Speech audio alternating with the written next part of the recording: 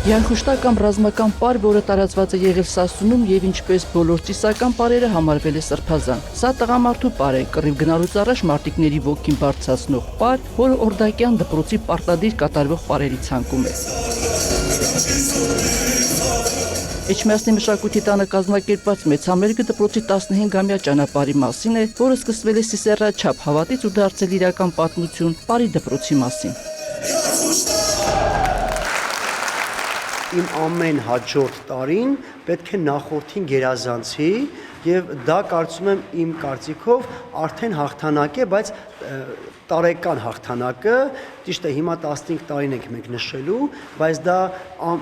15 հատ մեկ տարի է, որ ինձ համար ամեն տարին է ձեռք բերում ու հաղթանակ։ Անդադար փորձեր միջև ուշ գիշեր, իսկ առավոտյան մարտական առաջադրանքներ Զորամասում, պայմանագրային զինծառայող Աշոտի գրաֆիկն է, ուր էլ գնա վերադառնում է Օրդակյան, որտեղ ընկեր Պետրոսը սովորեցրել է պարային առաջին քայլերն ու ձեռքը բռնած բեմ բարձրացրել։ Դու զգում ես մի ուրախություն, որովհետև քեզ տեսնում ես շատ հազարավոր մարդիկ,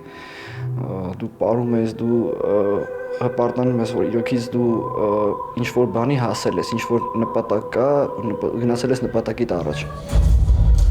Իսկ սկզբանե փոքրիկ ստուդիա էր տղաների 16 հոգանոց խմբով, իսկ այսօր արդեն 500 սան ունեցող լուրջ դպրոց է։ Էջմիածնի եւ հարակից գյուղերի հարյուրավոր երեխաներ այստեղ սովորում են դասական, ժողովրդական, ժամանակակից ու տարբեր ազգերի պարեր պարել։ Արտաշ Սամանյանը ավելի ակտիվ է,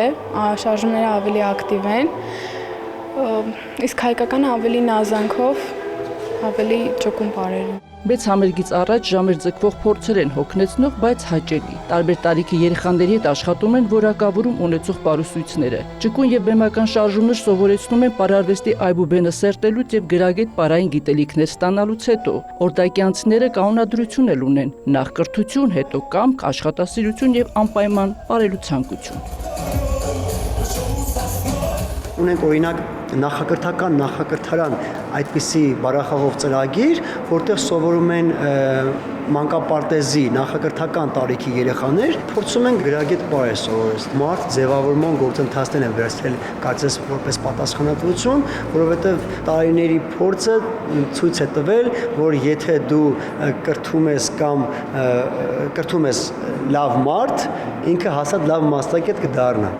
Պարի դպրոցը կադրային լուրջ բազա է նաև մասնագիտական հաստատությունների համար։ Օրդակյանցիներից շատերն այսօր կրթություն են ստանում պարարվեստի պետական քոլեջում։ Որոշներն էլ երազում են բեմ բարձրանալ անվանի պարախմբերի կազմում։ Դպրոցի տված կրթությամբ իրենց տաղանդը երևում է եւ այդտեղից արդեն ղեկավարների ուսուցիչների խորհրդով իրենք կարող են շարունակել դառնալ պրոֆեսիոնալ պարողներ։ Լուսինեն եւ պարարվեստի պետական քոլեջում է սովորում եւ Օրդակյան դպրոց է հաճախում, ինչ մասնագետ էլ դառնա բեմին հավատարիմ է մնալու։ Հիմա իրեն փորձում է տարբեր պարավոճերում։ Բոլորն էլ ինձ անկեղծ հոգեհարազատ են, որովհետեւ պարը ինքը բազմաժանր արվեստ է եւ ինձ շատ է հետաքրքրում։ Դպրոցի անցած ճանապարհի եւ հաջողությունների մասին պատմող այս մրցանակներին եւ պատվոգրերին ավելացան նորերը։ Հոբելյանի առիթով պարարվեստի գործիչների միությունը հավաստագիր ու պատվոգրեր հանձնեց դպրոցի ղեկավար եւ մանկավարժական կազմին։ Փակագծերը շատ չբացելով Աղարշապատի համայնքապետը եւս շտապեց ուրախացնել դպրոցի սաներին։ Հունգարիայի Սեկեշվերվար քաղաքի հետ ունենք նախնական պայմանավորվածություն, այնտեղ ամեն տարի անցկացվող ամենամյա պարի փառատոնի հետ կապված, երբ որ վերջնական հստակեցում լինի, բնական է, եթե խումբ ուղարկենք, անպայման Օրդակյան պարի դպրոցի սաները ներգրաված կլինեն այդ խմբի մեջ։